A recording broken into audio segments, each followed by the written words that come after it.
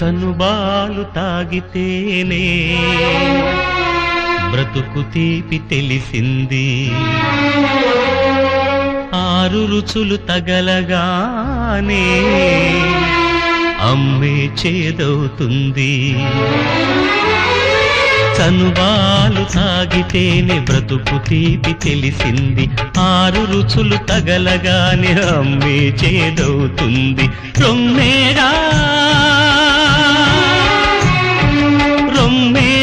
అందిల్చెను జీవితాన్ని నోటికి, అమ్మేగా తన నెత్తురు నింపెను నీ ఒంటికి.